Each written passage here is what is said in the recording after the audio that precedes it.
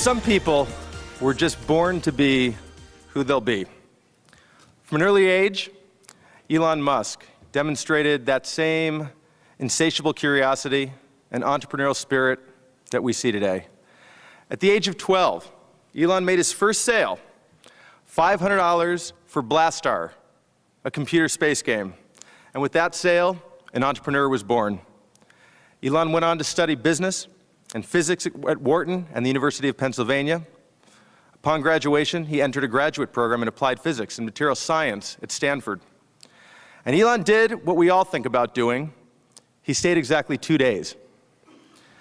Entrepreneurship couldn't wait. He went on to found Zip2, PayPal, SpaceX, and Tesla. And a lot of us juggle multiple priorities and try and be high achievers. Elon has truly taken it to a next level. He's currently the CEO and product architect of Tesla Motors, the CEO and CTO of SpaceX, and the non-executive chairman and principal shareholder of SolarCity. At SpaceX, he's the chief designer, overseeing development of rockets and spacecraft for missions to Earth orbit and ultimately to other planets. At Tesla, he's overseen product development design from the beginning, include the Roadster that you see outside and the Model S sedan. Transitioning to a sustainable energy economy in which electric vehicles do play a pivotal role has been one of his central interests for 20 years, stemming from his time as a physics student working on ultracapacitors in Silicon Valley. Now, the awards for Elon are truly too numerous to name. I will touch on a few of them. In 2007, Elon was recognized for his work by Research and Development magazine, receiving the Innovator of the Year award. He received the 2007 and 2008 American Institute of Aeronautics and Astronautics Award for the greatest contribution to the field of space transportation. In 2008, Elon was named as one of 75 most influential people in the 21st century by Esquire magazine. He received the Aviation Week 2008 laureate for the most significant achievement worldwide in the space industry. 2009, the National Space Society awarded Musk the Von Braun Trophy, given for leadership of the most significant achievement in space. And in 2010, Elon was the youngest recipient of the Auto Executive of the Year Innovator Award for his work at Tesla, and most recently named to the Time 100 for 2010. I can tell you, as a Tesla board member, I've watched Elon provide not only the vision for the company, but provide intensely focused execution of the company's business plan and recruitment of the best and brightest people. I've seen an extraordinary leader who demands not only the best from his team, but backs it up by being the hardest working guy at the company. Now, Elon has a number of titles: serial entrepreneur, founder, CEO, product architect, CTO, chief designer, and many more. When I'm most privileged to call Elon as my friend, I know how difficult it was for him to be here today, managing 2 companies. I want to personally thank you, Elon, for the effort. Here to talk about entrepreneurship, what it means to prove naysayers wrong. Here to talk about Tesla's amazing ride and IPO, and talking about the clean tech's most prominent IPO, my friend, Elon Musk.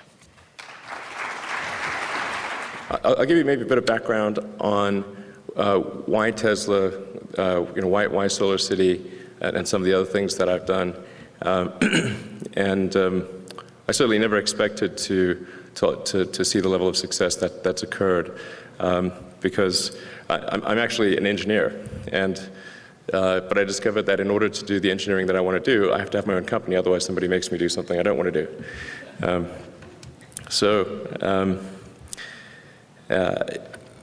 The thing that kind of unites the companies that I've started is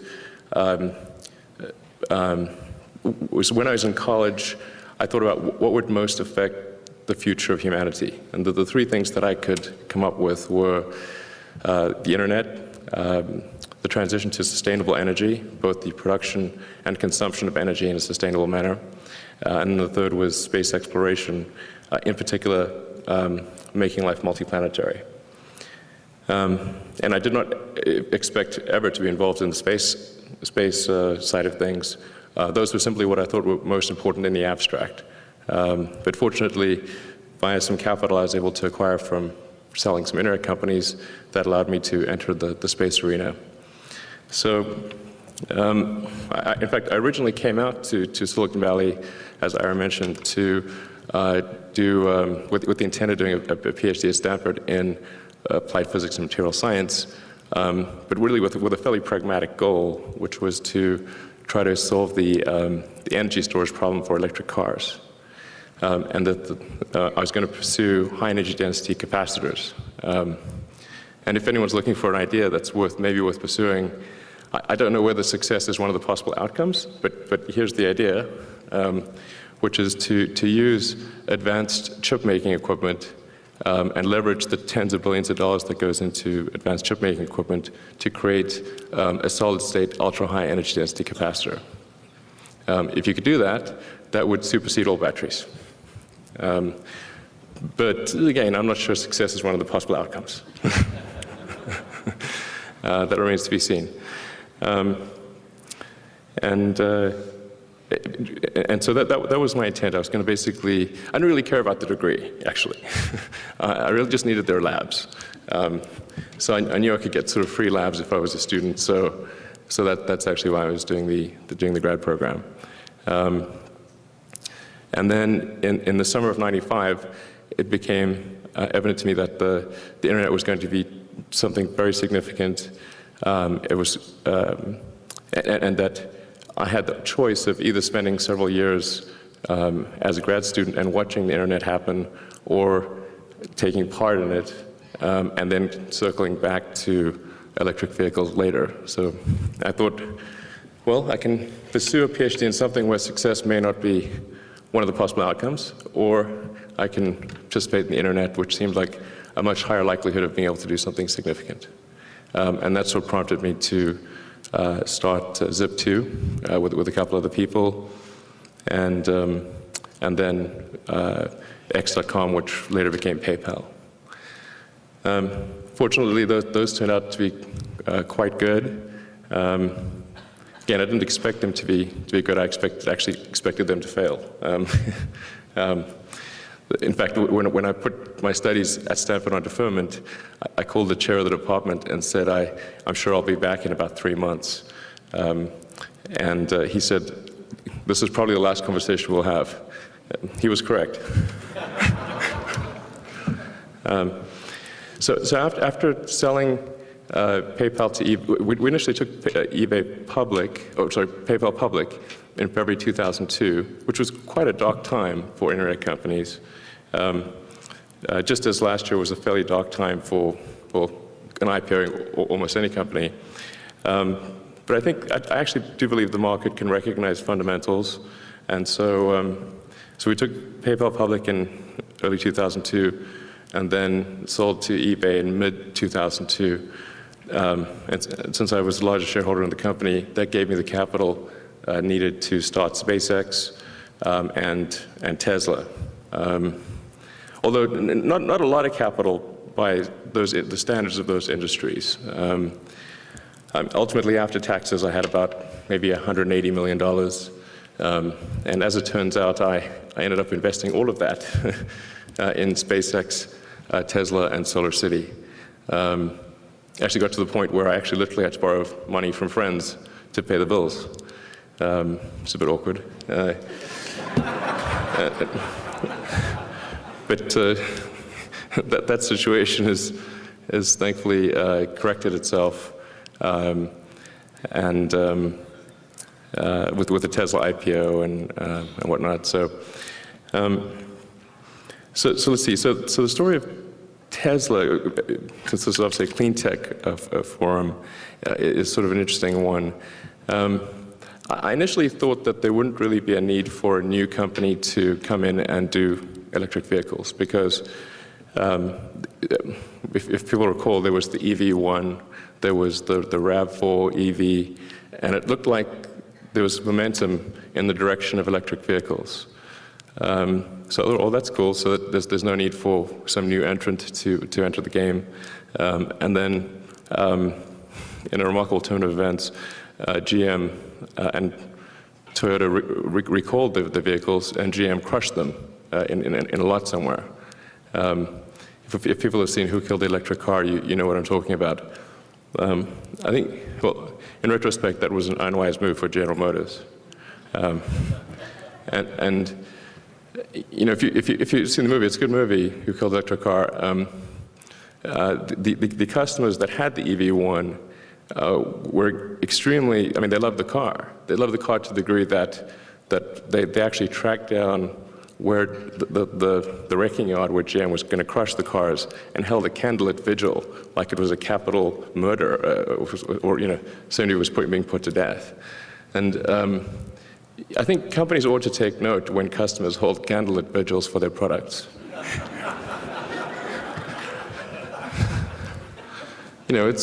That's unusual,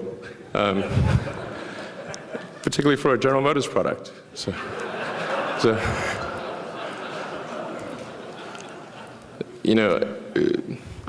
I think that says maybe you should do it EV2 and that sort of thing. Anyway, so I was somewhat dismayed by that. So when I learned that there was a small company in Southern California called AC Propulsion that had done a prototype, just a very sort of rough prototype of an electric car called the T0. I got a test drive in the car. It clearly showed that the timing was right to create a compelling electric car. The advent of lithium-ion really being the key enabling technology. And so I didn't initially want to run Tesla because I was running SpaceX. And so I thought, well, you know what, I'm just going to apply 20% of my time, work on the product design, and then find some other partners to run the company. That didn't work out, unfortunately. And Ira is aware of the difficult issues we went through with the company coming very close to death on many occasions.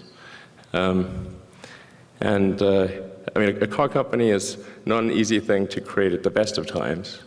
And the last few years were certainly not the best of times, particularly for car companies. I mean, this was an environment where General Motors went bankrupt. I think people, it's the first time General Motors has ever gone bankrupt. And if that environment can sort of lay low a company like General Motors, you can imagine that it's pretty tough sledding if you're a new car company that nobody's ever heard of, and you're trying to sell this electric car, which sounds like kind of crazy technology. And it's a high-end two-seater sports car. So it was definitely some tough going there. I think I still have mental scar tissue, actually, from that period. But we managed to get through it, and narrowly, and managed to get some good partners on our side that were really key, and certainly immensely grateful to them. Daimler being the first. And Daimler made a key investment in Tesla in early 2009, and also agreed to buy battery packs from us for their electric smart car. And that relationship has actually continued to grow, with Daimler making some incremental investments into Tesla, and then increasing the business as well. So now we're doing the battery pack and charger for the Mercedes A-Class. And then last year, Toyota invested in Tesla, and we'll be doing the whole powertrain for the electric RAV4, which is coming out in 2012. So that's, I think, I'm very excited about that, and I think it's a powerful symbolism. It's sort of the resurrection of the RAV4 EV, and I think it's going to be a really, really compelling mass-market electric car. And then, for our internal development, we have the Model S, which is, I think, really going to be a great car. Our goal with the Model S is to make, well, our aspiration is to make the best car on the roads. So it's a car that is superlative in almost every dimension, and a car that you would buy even if it wasn't electric. I mean, I think that's a very important distinction. You want people to buy the car, you don't want people to have to accept a bunch of negative things in order to be environmental. You want to create the best product, and such that even if somebody doesn't care about the environment, that they would still buy it. And that's really our goal with the Model S, to be superlative in safety, in ride and handling, fit and finish, performance, aesthetics, and it seems to be going quite well. The Audi A8, which is also an aluminum car, as made in Germany, is considered kind of, I think, technologically the leader in vehicle engineering. But we think there are good arguments to say that the Model S is actually superior in vehicle engineering to the Audi A8. And if you look at the objective metrics such as torsional rigidity, stiffness to weight, strength to weight, the joining techniques, the usable internal volume, I think one can reasonably argue that it is going to be the most advanced car in the world, even excluding the electric powertrain element. So, like I said, we want this to be the best car, even if it wasn't electric. I think for a lot of people in the room, or probably most people in the room, are American, and I think it's I think Tesla is an American car company you can sort of refer to. I think we'll think of as, hey, this is a car company that you can really be proud of, as an American. Just as we're very proud of, the Apples and Googles and whatnot, Intel, Cisco. This is a car company where, for the first time in a long time, the United States is the leader in automotive technology.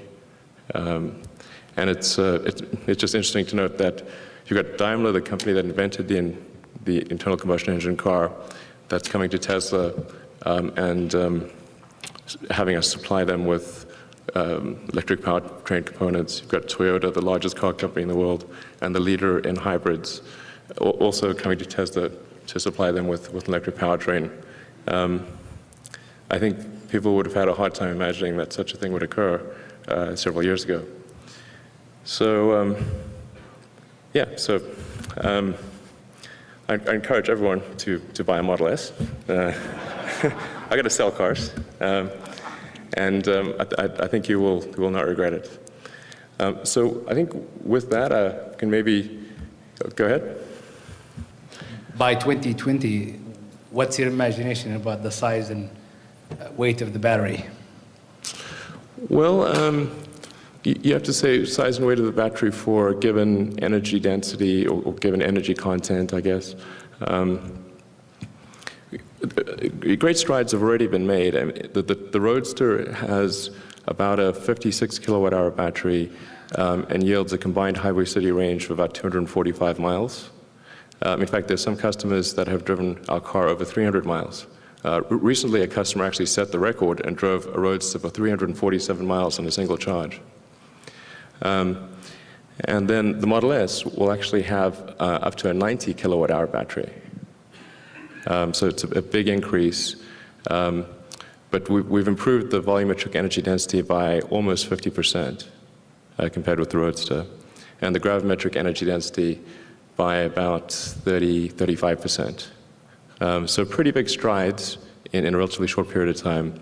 And whereas the Roadster uses an almost unmodified laptop cell, an 18650 cell, with the Model S, we've worked closely with Panasonic to create a dedicated automotive cell, same form factor, so it can still make use of the economies of scale used to produce 18650 cells, but the internals are different. It's really well optimized for automotive. In 2020, I think it's going to be, it's going to be really just dirt cheap to have a long-range battery. I mean, I think all transportation is actually going to go electric. Planes, trains, automobiles, everything, with ironically one exception being rockets. And unfortunately, there's no way to avoid Newton's third law, and you need to expel high pressure gas at high velocity in order to escape Earth's gravity. But apart from that, everything is going to be pure electric, not hybrid, pure electric. A prediction that I've been making for a while is that, I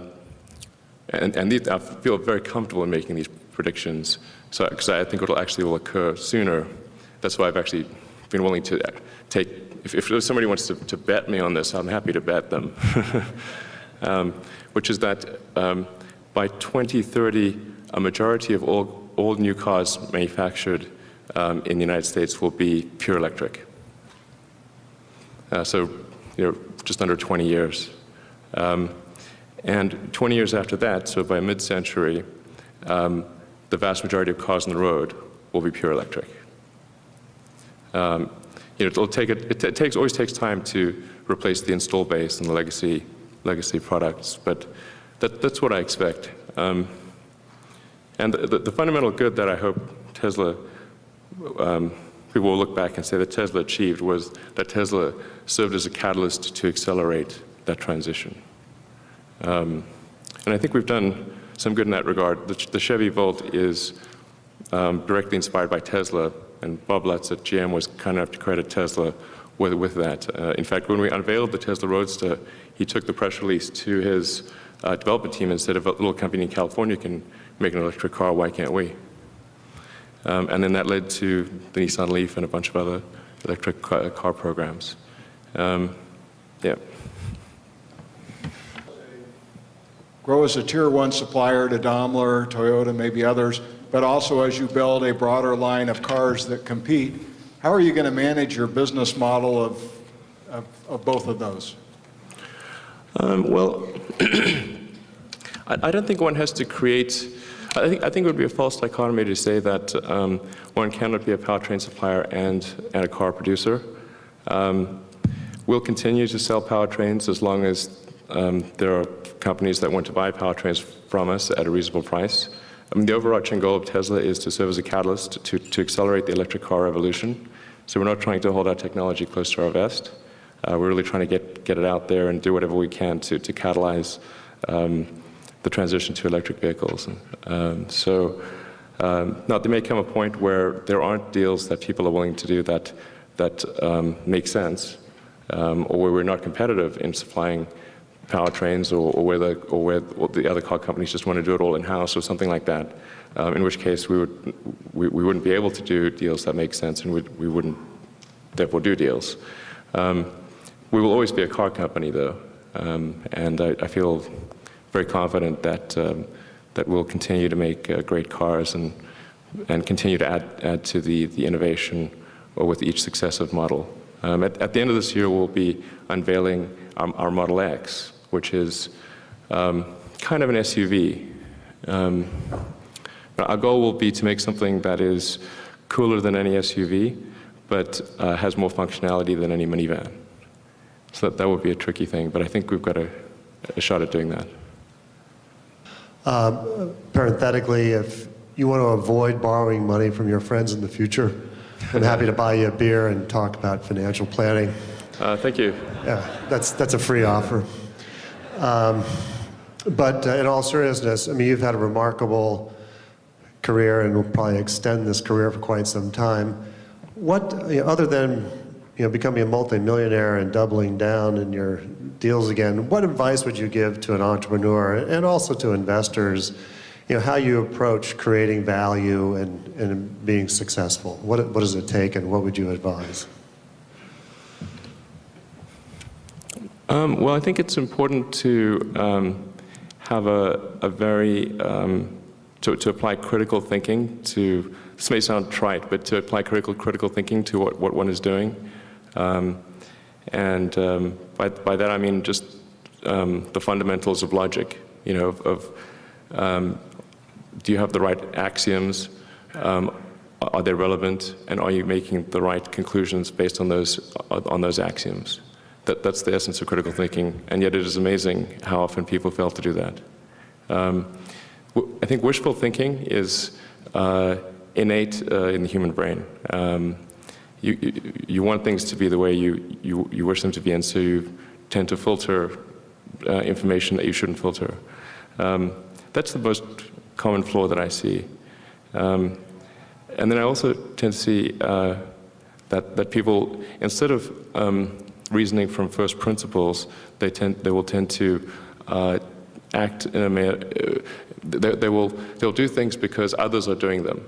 because there is a trend, or you know, they just see everyone going in that direction, so they think that must be a good direction to go, which is sometimes correct, but then sometimes, you know, you're going to run off a cliff or something.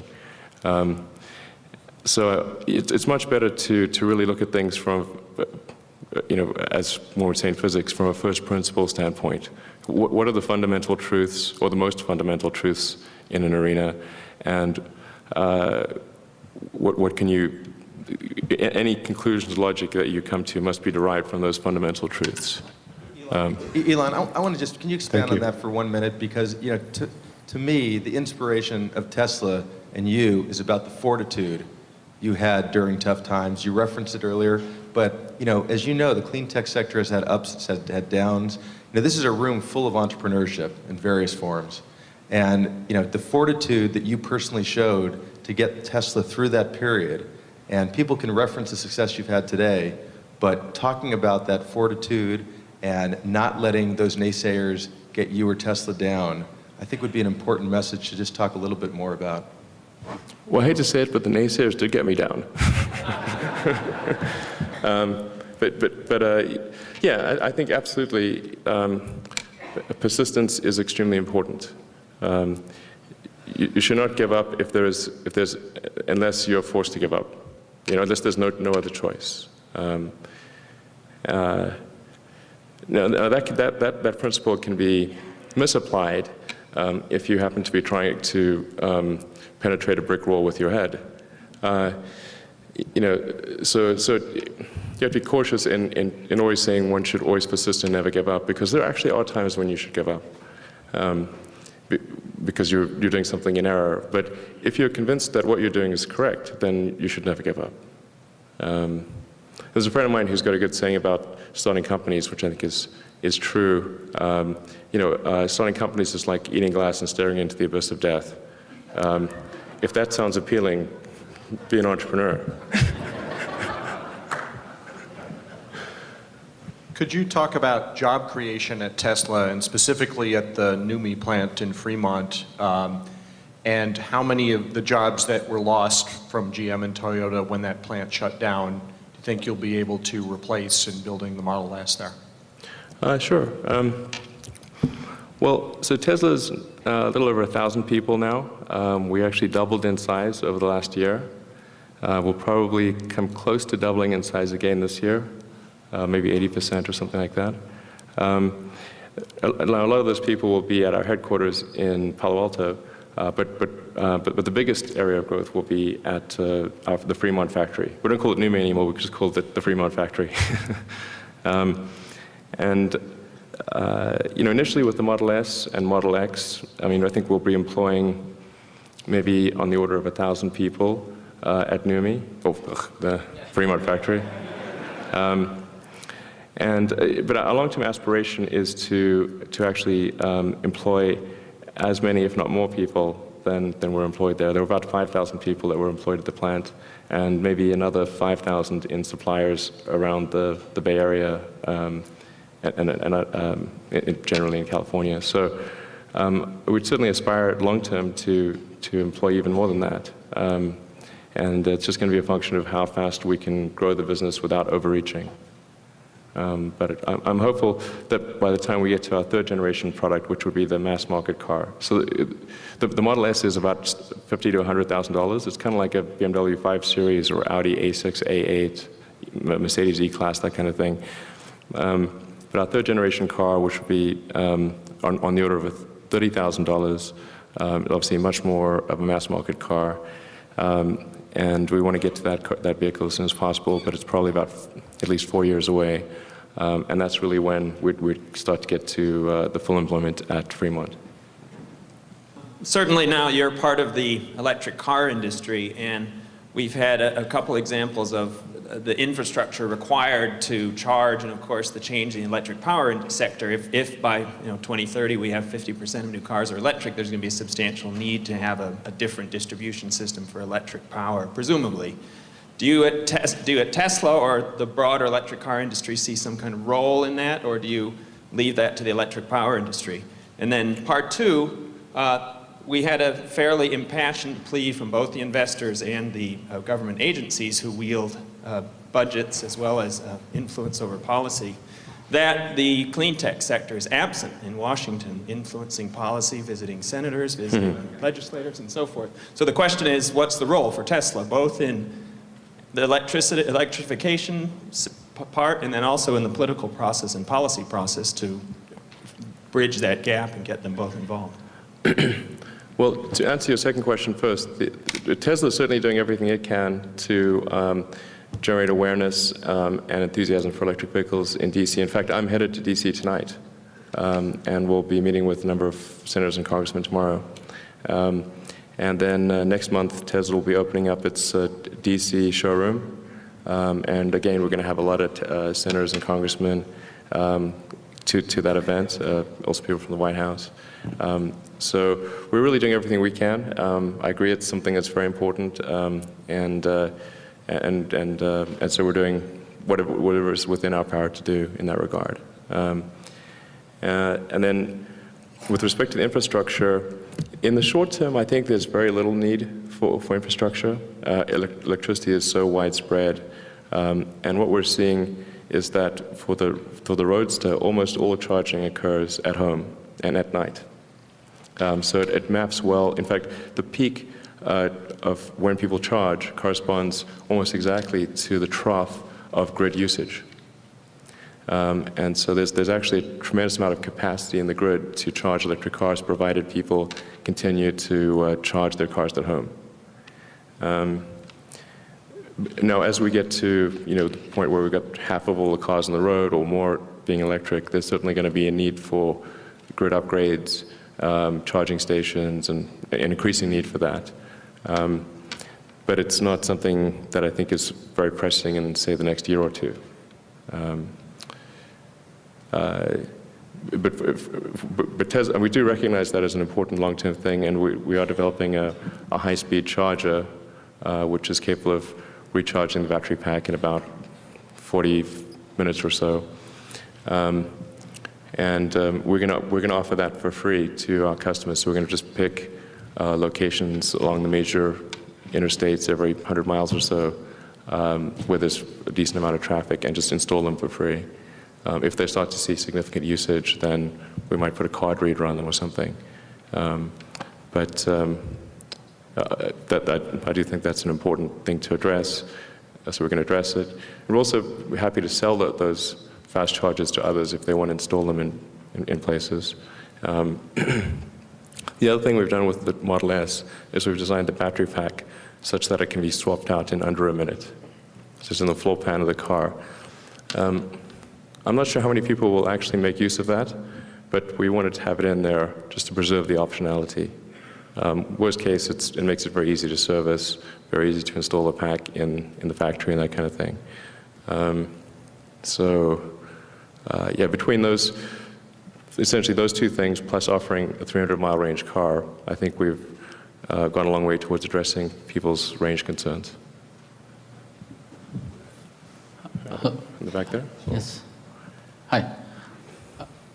I wanted to just, I was intrigued by what you said about first principles and sort of using critical thinking. My philosophy major's heart was warmed to hear some of that. We spend a lot of time, those of us who've been to the entrepreneur and to the investor cycle spend a lot of time trying to get people with great ideas to reduce them to things like that. And I'm wondering if you have any suggestions, reading educational materials, or place people who are struggling with how to make their big idea, or at least evaluate whether they can get it done, to sort of construct from the ground up a path that at least has, as you said, success as one of the possible outcomes. Yeah, well, actually that's where physics is really helpful, except in unexplored areas of physics, or difficult to explore. Physics is very helpful for figuring out whether you're violating one of the, say, the fundamental laws, like are you conserving momentum and energy? If you're not, then you probably are not going to be successful. Or if you think you're not.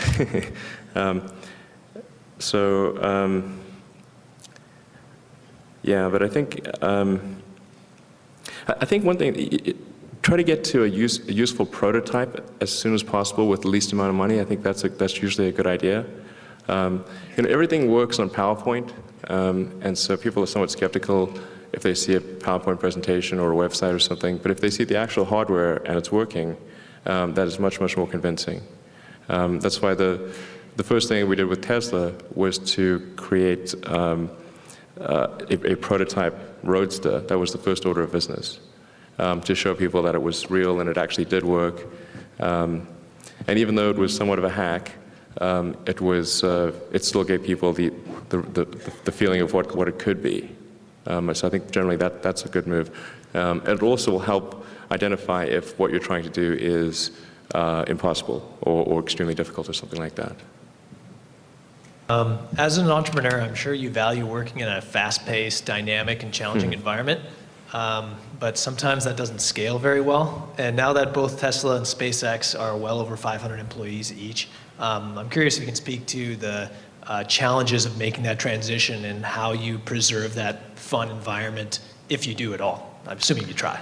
Certainly try. Yeah, it's a good question, and I mean something that I don't initially have a great answer for. I think as the companies get bigger, it's harder and harder to maintain a sort of a fun, dynamic feeling, and to avoid being sort of a soul-destroying sort of corporation inside,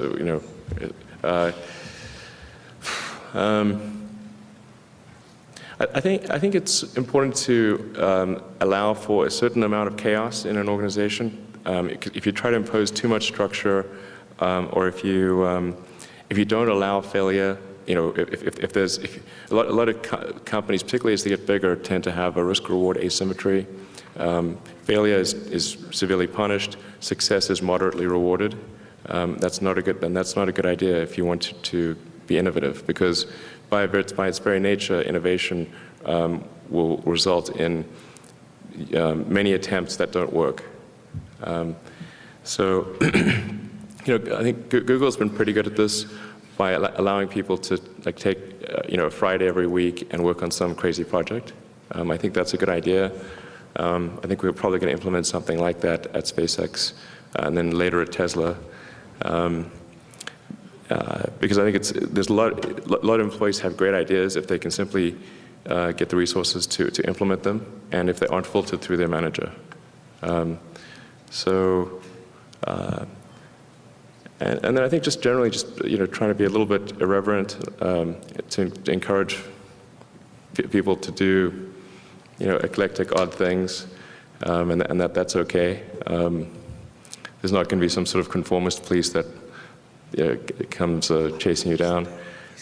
For example, when we just did the launch of Falcon 9 and the inaugural launch of our Dragon spacecraft, we had a secret payload on board. It was in fact a stamped top secret on the outside.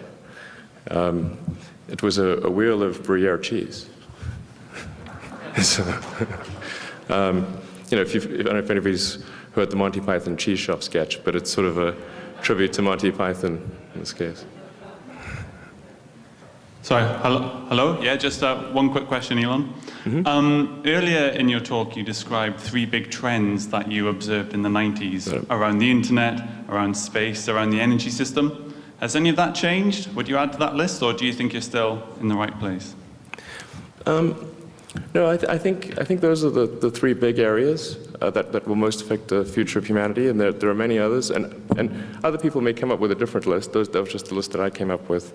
I mean, I do think there's a great deal of innovation that's going to occur in biotech, particularly with with rapid, low-cost, perfect decoding of DNA. I think that's going to be really revolutionary as far as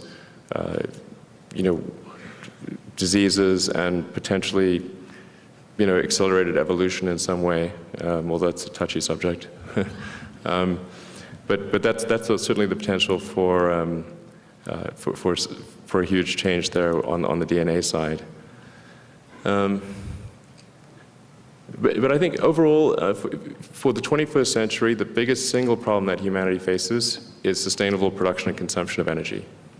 And there's so much, I mean, that's such a huge problem that there's so much that can be done in arena that, I mean, it's really more than enough to absorb, I think, any number of startups and companies, because it's such a tough problem and it's such a big problem. You know, there's so many uses of energy that need to be sustainable. I mean, Tesla's working on cars, but there's boats, there's planes, there's you know, all sorts of other mobile transport things. And then production of energy is also going to be a tough one. We obviously can't keep using hydrocarbons to generate electricity. That's not sustainable. Whatever one may think about the climate debate, I think it's probably not a good idea to run the experiment of seeing how much CO2 the atmosphere can hold. Because even if it's 99% likely to be okay, that's, you know, still not good. Tesla is not just an automotive company. It is also a vehicle distribution company. Right. So far, you've retained ownership of your entire distribution channel. Yeah. As you grow into the rest of the world, is that intended to be something you hold to or something you diversify? No, yeah, our current plan is to do sales and service within Tesla as company-owned stores, because I think the car buying experience and servicing experience is generally not great.